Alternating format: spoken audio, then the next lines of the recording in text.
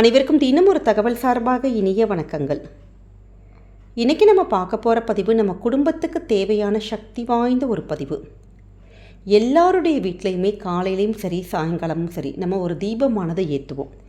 ஏன்னா நம்ம ஏற்றுகின்ற அந்த தீபம் நம்முடைய குடும்பத்தில் இருக்கக்கூடிய இருட்டையெல்லாம் விளக்கி நல்ல ஒரு ஒளியை வெளிச்சத்தை நம்முடைய வாழ்க்கை பிரகாசிக்கும் சொல்லிட்டு ஒரு ஐதீகம் இருக்குது.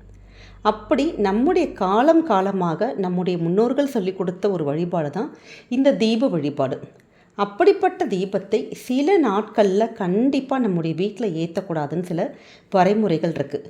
அது எந்தெந்த நாட்களில் நம்ம வீட்டில் ஏற்றக்கூடாதுங்கிற அற்புதமான ஒரு பதிவு தான் இன்றைக்கி நீங்கள் தெரிஞ்சுக்க போகிறீங்க. பதிவுகளை பொறுத்துக்கு முன்னாடி நம்முடைய சேனலை சப்ஸ்கிரைப் பண்ணாமல் பார்த்துட்ருக்கவங்க கண்டிப்பாக சப்ஸ்கிரைப் பண்ணிக்கோங்க. அப்போ தான் எங்களுடைய எல்லா நல்ல நல்ல பதிவுகளுமே உடனுக்குடனே வரும். இப்போ பதிவை பார்க்கலாம். நம்முடைய வீட்டில் சில நாட்களில் கண்டிப்பாக விளக்கை ஏற்றக்கூடாதுன்னு சில வரைமுறைகள் இருக்குது. இந்த விவரம் சிலருக்கு தெரிந்திருந்தாலும் நம்முடைய பல பேருக்கு இந்த காலகட்டத்தில் தெரியறதில்ல. அதற்காக தாங்க இந்த பதிவு. எந்த நாட்களில் எந்த நேரத்தில் விளக்கை ஏற்றக்கூடாதுங்கிற மிக முக்கியமான ஒரு பதிவு.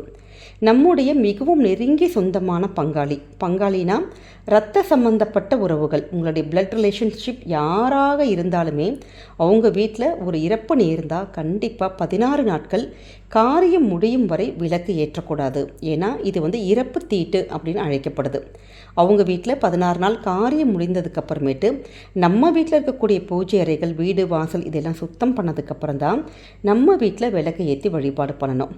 சில வீட்டில் அந்த பங்காளிகளுக்கு இடையில பிரச்சனைகளாக இருக்கும், பேச்சுவார்த்தை இல்லாமல் இருக்கும், பல வருஷங்களாக பேச்சே இல்லாமல் இருந்திருக்கும், ரொம்ப சண்டை போட்டிருப்போம், ஏதாவது ஒரு குடும்ப பகையாக இருக்கும். ஆனாலுமே நீங்கள் அவங்க வீட்டில் ஒரு இறப்பு இருந்தால் கண்டிப்பாக நம்மளுடைய வீட்டில் விளக்கு ஏற்றி வழிபாடு பண்ணக்கூடாது. அதே மாதிரி அந்த நேரத்தில் நம்முடைய நண்பர்களோ வேறு யாரும் சொந்தக்காரவங்களோ அது மாதிரியான சுப நிகழ்ச்சிகளில் நம்ம பங்கு கொள்வதை கண்டிப்பாக தவிர்க்கணுங்க. அடுத்தது, நம்ம எந்த தெருவில் இருக்கிறோமோ அந்த தெருவில் ஏதாச்சும் ஒரு டெத் ஆயிடுச்சு, அக்கம் பக்கம் யாராச்சும் ஒருத்தங்க இறந்து போயிட்டாங்க அப்படின்னா அவங்களுடைய இறுதி சடங்கு, அதாவது அந்த சடங்குகள் முடிந்து அவங்க எடுத்துகிட்டு போவாங்க பார்த்தீங்களா அந்த உடலை, அப்படி அவங்க எடுத்துகிட்டு போகிற வரைக்குமே, அந்த சடங்குகள் முடிகிற வரைக்குமே நம்முடைய வீட்டில் பூஜை அறையில் விளக்கு ஏற்றுவதை கண்டிப்பாக தவிர்க்கணும். அதே மாதிரி நிறைய இடத்துல நீங்கள் பார்த்துருப்போம், இது மாதிரி தெருவில் ஏதாச்சும் ஒரு இறப்பு ஆயிருந்ததுன்னா அந்த கோவிலில் கூட அந்த கோவிலில் எந்த பூஜையும் பண்ண மாட்டாங்க, கோவில் கதவை திறக்கவே மாட்டாங்க. அதே மாதிரி தான் நம்முடைய வீட்லேயுமே அக்கம் பக்கம் இது மாதிரி அந்த தெருவில் இறந்து போயிருந்தாங்கன்னா நிச்சயமாக உங்கள் வீட்டில் விளக்கு ஏற்றக்கூடாதுங்க. அடுத்தது, நமக்கு நிறைய பேருக்கு தெரியாத ஒரு விஷயம், ஒரு வீட்டில் ஒரு குழந்தை பிறந்ததுன்னா அந்த குழந்தைக்கு புண்ணியாதானம் செய்கிற வரைக்கும் நம்ம வீட்டில் விளக்கு ஏற்றி வழிபடக்கூடாது. நிறைய வீட்டில் 7 நாட்கள் தீட்டு பண்ணுவாங்க, 10 நாட்கள் பண்ணுவாங்க, இல்லாட்டி 15 நாட்கள், 21 நாட்கள். ஒவ்வொரு வீட்டில் புண்ணியாதானம் கணக்கு ஒவ்வொரு நாள் பொறுத்து இருக்குது. அதே மாதிரி அந்த புண்ணியாதானம் முடிகிற வரைக்கும் நம்ம வீட்டில் தீபங்கள் ஏற்றி இப்படி வழிபாடு பண்ணக்கூடாது. இது உங்களுடைய பங்காளி வீடுகளில், அதாவது பிளட் ரிலேஷன்ஷிப் யார் வீட்டில் இப்படி குழந்தை பிறந்தாலுமே இது பொருந்தும். இப்படி இது மாதிரியான நாட்களில் நம்ம வீட்டில் விளக்கு ஏற்றுறத கண்டிப்பாக தவிர்ப்பது குடும்பத்துக்கு பலவித நன்மைகள் வருங்க. அதே மாதிரி சுபத்தீட்டோ அசுபத்தீட்டோ எந்த இதாக இருந்தாலுமே அந்த தீட்டு முடித்ததுக்கப்புறம் நம்ம ஒரு விளக்கு ஏற்றுறோன்னா நிச்சயமாக வீடு சுவாமிரும். அந்த இடத்துல இருக்கக்கூடிய அந்த பூஜை பொருட்களை நீங்கள் சுத்தம் பண்ணதுக்கப்புறம் விளக்கு ஏற்றுறது தான் விசேஷம். அதனால் இந்த சின்ன சின்ன டிப்ஸை கண்டிப்பாக நீங்கள் ஃபாலோ பண்ணி பாருங்கள். என்றைக்குமே குடும்பத்துக்கு நல்லது மட்டும்தாங்க நடக்கும்.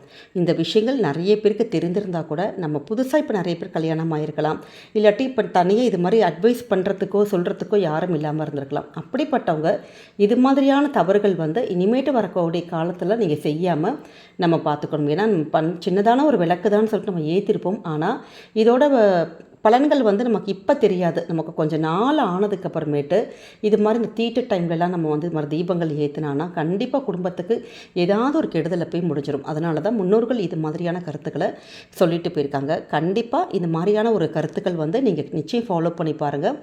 என்றைக்குமே உங்கள் குடும்பத்துக்கு நல்லது மட்டும்தாங்க நடக்கும். இந்த ஒரு பதிவு கண்டிப்பாக உங்கள் எல்லாருக்குமே பிடிச்சிருக்கும்னு நினைக்கிறோம். பிடிச்சிருந்தால் மறக்காமல் ஃப்ரெண்ட்ஸ் அண்ட் ஃபேமிலி மெம்பர்ஸ்க்கு ஷேர் பண்ணுங்கள், அவங்களும் இதை பார்த்து பயன்பெறட்டும்.